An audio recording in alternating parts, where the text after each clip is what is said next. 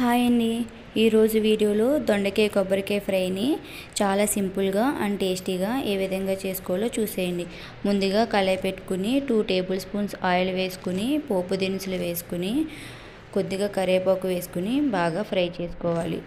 మనం ముందుగా కోసి పెట్టుకున్న దొండకాయ ముక్కల్ని వేసుకుని ఒక్కసారి కలుపుకొని కొద్దిగా పసుపు, కొద్దిగా సాల్టు వేసుకుని ఒకసారి కలుపుకోవాలి. దీన్ని మంటను లో ఫ్లేమ్లో పెట్టుకుని మధ్య మధ్యలో కలుపుకుంటూ కుక్ చేసుకోవాలి.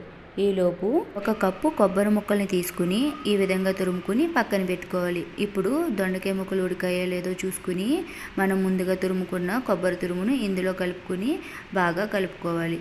ఇప్పుడు మంటను లో ఫ్లేమ్లో పెట్టుకుని 2 మినిట్స్ కుక్ చేసుకోండి. ఫైనల్గా స్టవ్ ఆఫ్ చేసి వేడివేడిగా సర్వ్ చేసుకుంటే అంతేనండి, చాలా టేస్టీ అయిన దొండకాయ కొబ్బరికాయ కర్రీ రెడీ. మీరు కూడా ట్రై చేసి ఎలా వచ్చిందో కామెంట్ చేయండి. ఇలాంటి మరెన్నో టేస్టీ రెసిపీస్ కోసం మన ఛానల్ని సబ్స్క్రైబ్ చేయండి. Thank you for watching.